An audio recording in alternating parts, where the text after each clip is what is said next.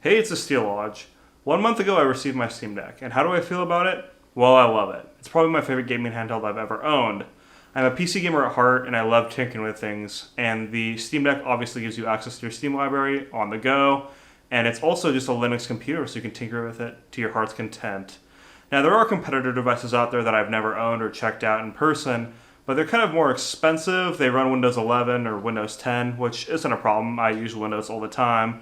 But the Steam Deck's just such a good price, and it has a Valve back in it, so it made me feel really secure purchasing a device like this and giving it a whirl. So in this video, there are three major sections, and the first one's going to be what I've been using the Steam Deck for over the past month. Then we're going to be looking at things I really like about the Steam Deck, and then later after that, we'll be looking at what I don't really like about the Steam Deck. At the end of the video, I will say who I think the Steam Deck is for, who should buy it, and who should probably avoid the Steam Deck. Let's jump into it. So one of the things I did this past month was travel domestically in the U.S. I traveled from the West Coast to Utah on a flight. So I traveled to Salt Lake City on one flight, and then from there to my final destination on another. So there was one layover stop, and the Steam Deck did great the whole time. I was mostly playing Vampire Survivors during my travel, just because it's a great game that's about 30 minutes per session. It's a roguelike, easy to pause and start, and just throw a session away if you need to. There's a lot of plugs in the airports, and even on some of the flights, there were plugins right in the seat in front of me. So if my Steam Deck ever got low enough, I could just plug in there and be good to go. And this was right, actually, probably a few days after the refresh update happened. So I was basically just setting my Steam Deck to lock 40 FPS the entire time to maximize battery life, but still get a good smooth performance, and just ripped that at 40 FPS the whole time. And I don't even know if I ever got below 30% battery life. I was pretty comfortable. In the airports, I actually think I plugged in just to make sure I top it off and didn't have any problems, but I could have probably just not even done that and it would have been fine.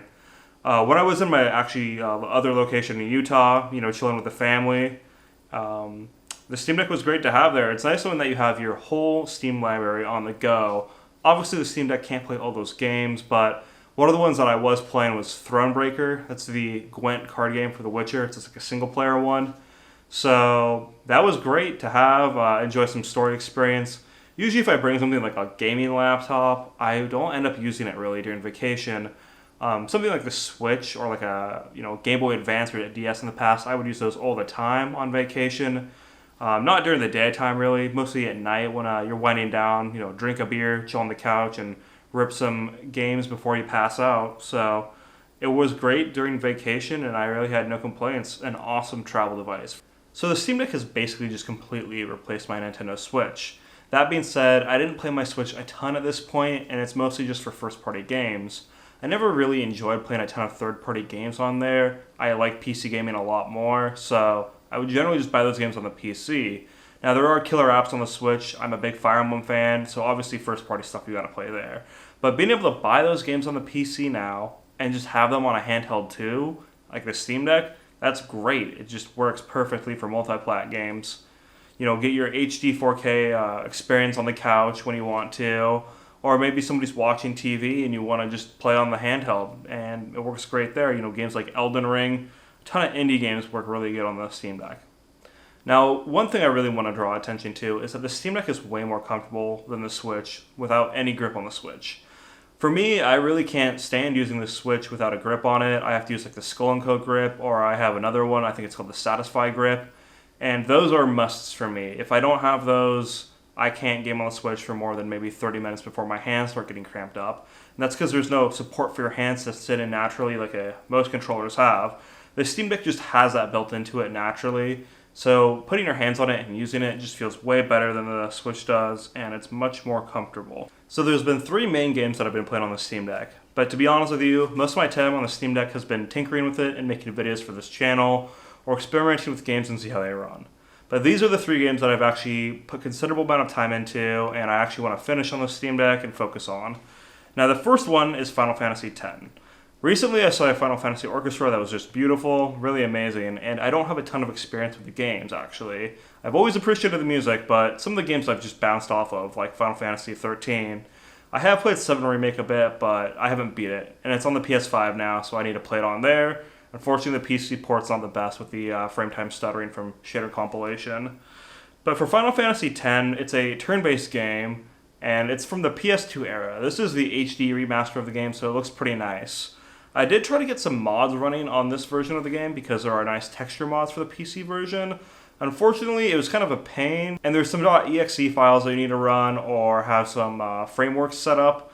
And unfortunately, I couldn't really get that set up super easily on the Steam Deck with it being a Linux machine. I really tried it for a couple hours, but I didn't have any major progress. If I dove into it more, I'm sure I could get working, but ultimately, on the smaller screen, I don't think that stuff is important, and the game already looks great with the HD remaster. Now, one thing that's really great about this game on the Steam Deck is that on the PC version, there are actually some buttons that aren't bound to the controller, such as the turbo button, which is really nice for a turn-based game and a JRPG where you're walking around through a bunch of forests or landscapes, and there's random encounters, and so you just want to get through that faster. Well, the turbo button is actually mapped to the F1 button on the keyboard and no button on the controller by default. You could use Steam to change this, big picture mode settings for your Xbox controller and set it up on there. But for the Steam Deck, it's nice because there's just a bunch of extra buttons on the back of it. So I actually mapped the escape button and the F1 button to the back of the controller to access the escape menu to things like exit the game or mess with some options there that aren't visible from the regular start menu, because the start button in Final Fantasy X just pauses the game. So the escape button lets you actually close the game out without having to press the Steam button and forcibly close it from there. And then obviously the F1 button on the back being the turbo button, that's really nice and makes the game a lot more enjoyable on the Steam Deck. I'd say with a turn-based JRPG, it's the perfect fit for the Steam Deck, especially a little bit older one like this where it's locked to 30 FPS. The game doesn't really have an option for you to go higher than that without breaking the engine. So it runs at 30 FPS, you get great battery life because of that. The visuals aren't very demanding, so you're probably looking at 5+ hours of battery life if you're running at max battery, if you're fully charged before you start gaming on there. For me, the Steam Deck was really a system I wanted to investigate more JRPGs on because that's an area that I actually don't have a ton of experience with. Games like Persona 5 are some of my all-time favorites, but other ones like Trails in the Sky are games I really want to check out, and the Steam Deck is the perfect place to do that. Now, the next game is an indie game, and it's Vampire Survivors. This is a game that's still in early access, but it's not on any other platform, just the PC because of the early access, I assume. Probably later on we'll see ports to other platforms. It'd probably be a really good fit for things like the Switch. This is a really fun game. New content's come in pretty frequently to the game, and it's just a good game to sit down, say on your lunch break for work for 30 minutes or so, and just grind out a couple roguelike sessions. It has a pretty good mechanic where you get progress overall for the game. Now, performance-wise, it can drop below 60 frames per second, but it's not really that disturbing for me to play a game like this with that frame rate because all you're doing is literally moving your character around and they will auto attack, so it's not that bad at all. I usually lock it to around 40 FPS and it doesn't really move around from there too much, but I think when the game is instancing a ton of enemies, because there can literally just be hundreds of enemies on the screen at a time in this game, I think that might be hitting the Steam Deck CPU pretty hard. I really don't think we're hitting the GPU bottleneck here. It's a 2D game that has very basic sprite work, so if anything, I'd assume that maybe the CPU threading or something's not optimized, and that might be the performance problem. But overall, Vampire Survivors is a really good game on the Steam Deck and something I'd super highly recommend you check out on the Steam Deck or anywhere else. Indie games are a great fit on here. The next game that I was playing was Thronebreaker. This is a Witcher Gwent single-player card game. And if you've ever played The Witcher 3, obviously there's Gwent in there and people really like it, but this is a more in-depth campaign. They flesh out the mechanics more, and it's actually really cool. Now, I also played this game on the Nintendo Switch. I didn't beat it there, but I dabbled with it, and the performance there really was lacking, I would say. I do like high performance and better resolutions, and I was just expecting better from the Switch. The game has a stylized art style, really cool visuals, and it's turn-based, so it really shouldn't be a problem, but the resolution was fairly low on the Switch and just, 30 FPS, and it didn't feel like the most consistent 30 FPS. So on the Steam Deck, you're running at 800p max settings, no problem, and I've got it locked to 40 frames per second. There, it's super enjoyable, and you get solid battery life with it. So a great game to take on the go and just far superior to the Switch version, in my opinion. On top of that, you can probably grab all these games that I've mentioned for cheaper on the PC than any other platform because of websites. Check out websites like Is There Any Deal? That's what I always use. A new game drops, search it up on there. There's a bunch of websites listed that it should all be good to go and safe to buy from, and just pick it up from there, and it's going to be cheaper. You can get new games for like 15% off when they first drop. So one of the things I've been doing the most with the Steam Deck is just messing around with it, tinkering with it, and making videos for this channel. I'm a software engineer, and I write programs for a living. So the Steam Deck has Python installed by default on it, and I've written some little Python scripts to do things like set resolutions in The Witcher 3. I'm trying to write some other ones in the background and do some other minor things. Nothing super major for it, just fun little projects, and share them with you guys and see how you like it. That being said, there are a lot of people that are taking this more seriously and writing some pretty major utilities for Linux gaming and the Steam Deck. I feel like the Steam Deck's a really major device for the Linux gaming community. Valve's pushing it pretty hard so they can rally behind it and set up a lot of software and know it'll get a lot of support and users from the Steam Deck. Another thing that I've been doing is like modding games on the Steam Deck because it's a little bit more complicated. It's not too bad usually depending on the game or the mod. And, messing with games, seeing what settings are ideal for them, what kind of frame rates you want to run. And obviously those videos are on my channel if you want to check those out, like the Mass Effect ones, the Dark Souls ones, when I modded Resident Evil 4, modding Skyrim, and I've been looking at more stuff with the doing just modding completely native on the Steam Deck. There's a bunch of ways to do that, so I've been looking at it to make more videos in the future. Alright, so what have I been impressed with for the Steam Deck? Well, there's a number of things. I feel like Valve has just been updating this device non-stop, and it's kind of embarrassing for Nintendo to be even compared to this because I feel like the Steam Deck in the last couple months, even from when I got it, has got more major software updates than the Nintendo Switch has got the entire time. It's been out for like 5 years now or even more than that. There's been major features like setting refresh rate, just stability, making the fan control better so it's not as loud, and making game profiles a thing. So they've done a really great job. There's only a couple things more I would say that the community really wants, and then we're really, off to go. If we have things like pre-made settings for each game, not just like the Steam Deck settings, but actual like in-game settings, where you just load a game, it automatically picks the settings for you, and then automatically loads a good profile for you for the Steam Deck, like refresh rate wise. People that use things like the Switch that really don't like tinkering with devices are going to be good to go because the Steam Deck will just set that stuff up for them. And honestly, I think it's an inevitability that we'll get to that point because Valve has just been on top of it, and a lot of other developers have been on top of it with making sure this device just gets really good support. So seeing a device evolve while you've been having it for such a short period of time is really encouraging, and it's awesome to see. That's one of the best strengths of the Steam Deck. Another big strength, like I mentioned earlier, is the Linux gaming community. They have really rallied behind this device and put out a lot of cool content. It has exposed me to the Linux gaming community. I've always been doing gaming on Windows machines. So seeing Proton, Wine, a bunch of modding tools that are built specifically for Linux, things like Proton Tricks or Wine Tricks, it's all really interesting, and it looks like they're getting more support.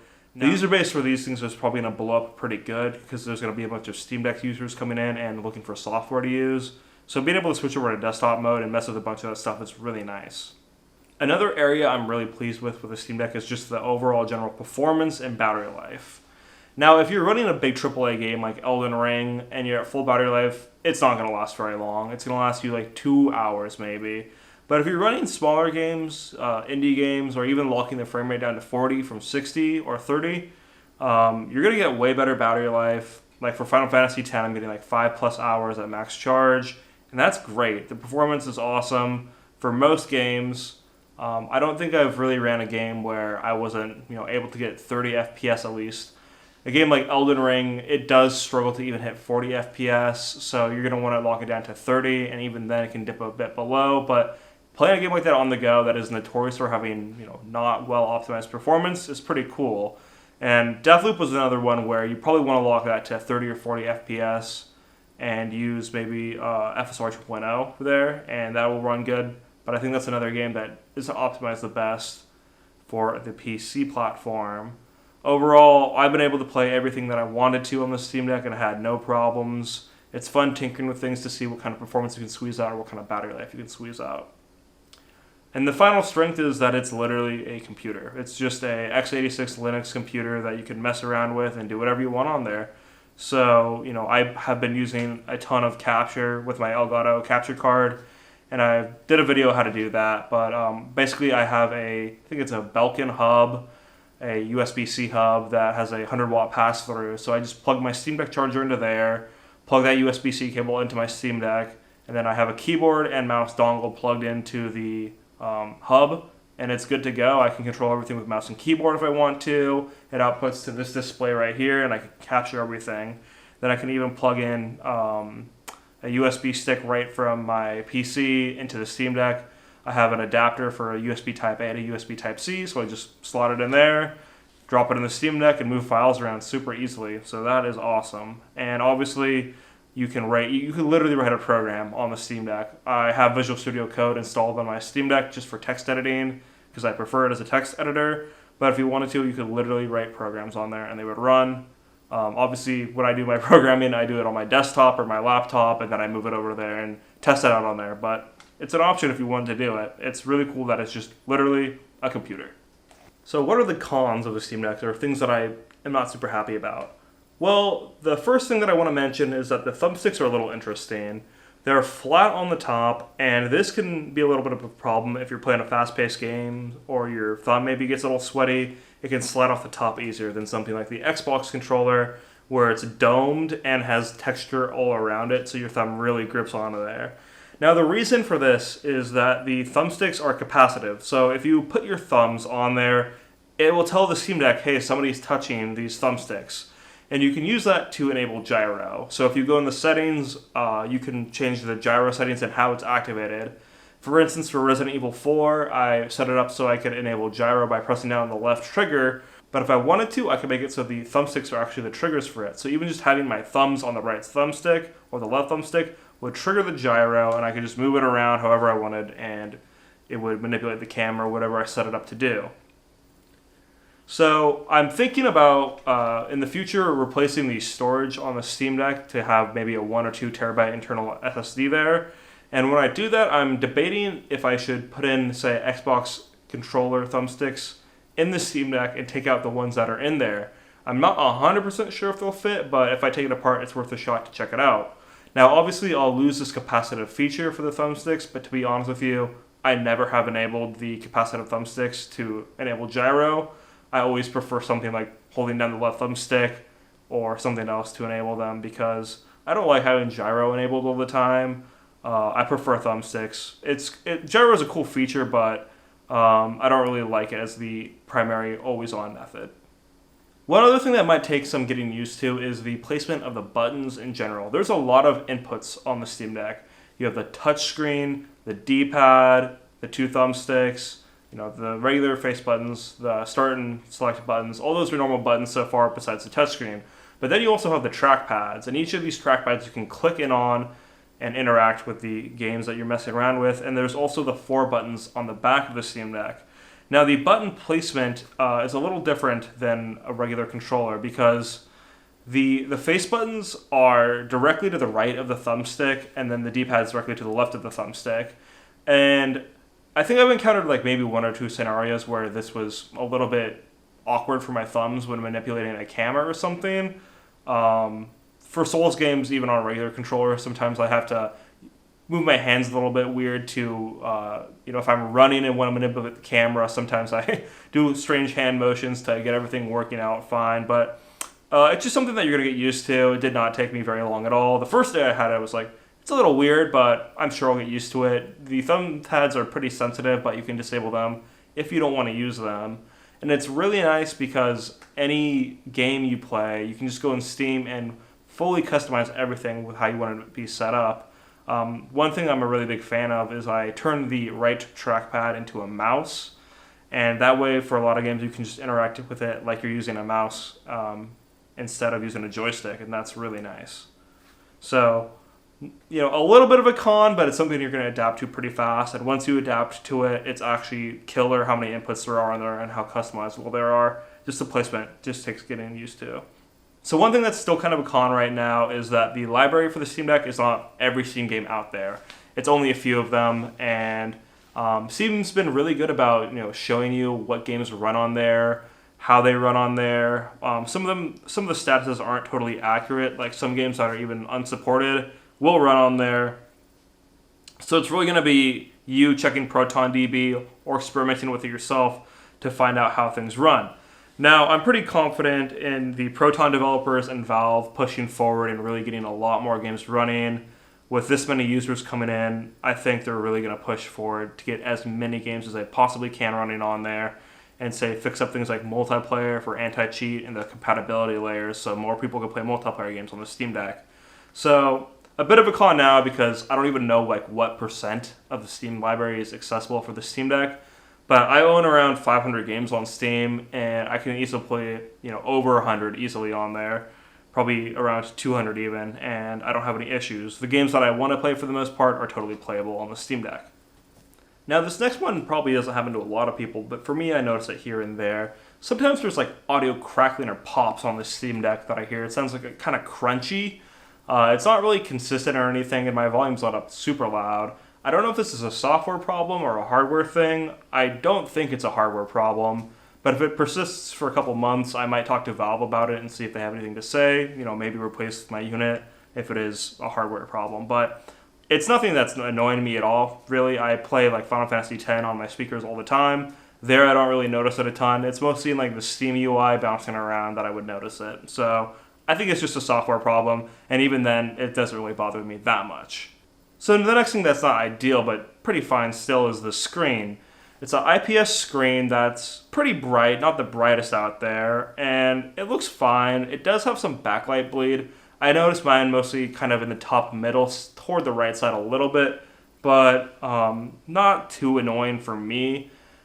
Some games will have black borders around them because you have a 16 by 10 screen on here. And a lot of games just run at 16 by 9, so you'll get small black borders on the edges of the screen, and maybe that's where you'll notice the backlight bleed coming through more. But for me, it's not too annoying. The colors on the Steam Deck screen look pretty good with the IPS panel, but I'm kind of spoiled at this point. I've got the iPad Pro right here that has a mini LED screen.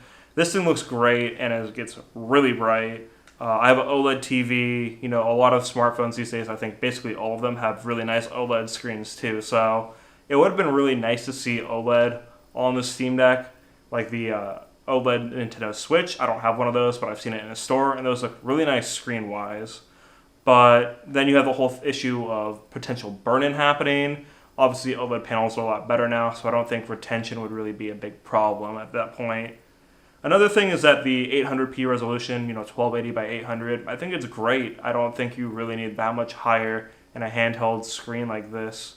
1080p would be pushing it. I think you definitely would not be getting very good performance at that point with the hardware that's in the Steam Deck, and your battery life would really suffer. So I think 800p is a good spot for the time being. So overall, I love my Steam Deck, but I have to admit it's not a device for everybody. So who should buy the Steam Deck? Well, if you're a PC gamer and you like tinkering with games and you have a big Steam library, this is a really good device for you.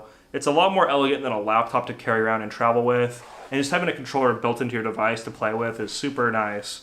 Another group of people that would really enjoy this is emulation people, because it's super easy to set up EmuDeck on here. There's literally 5 steps, and I have a video about that if you want to check it out. But emulation on here is killer. Doesn't do things like the PS3 the best, or Yuzu's hit or miss, but things like Game Boy, GameCube, PS2, a bunch of older systems run really well on here, and it's awesome having that on the go, looking better than they did even when they were released back then. Indie game enthusiasts are another group of people that would really like this device because so many games come out to Steam that are early access that aren't really accessible anywhere else, like Vampire Survivors. The Steam Deck's a great place to take advantage of that and play those games before they even hit something like the Nintendo Switch. And on the deck, they just run better and play better. So who do I not recommend the Steam Deck to? Well, primarily people that don't have a large Steam library or any Steam games at all, or people that are not used to playing PC games in general because you have to tinker with things a little bit to get it set up. So for instance, my little cousins who play on their Nintendo Switch, I wouldn't tell their dad to go, oh yeah, for Christmas pick them up a Steam Deck because it's going to be pretty involved for them to actually, set up and get into. But that being said, like I mentioned earlier, Valve is updating this device a lot, and potentially, a couple months from now, we might get to the point where games just have preset profiles for all of them, where you just launch into there and it's like, pick your FPS, 30, 40, 60, and then it'll just set the game settings up for you. So at some point, maybe, but even then, it's a desktop PC. You can tinker with things a lot, maybe mess something up if you're not careful enough. I wouldn't really recommend it to people that don't want to tinker with a device. They just want to plug it in and go.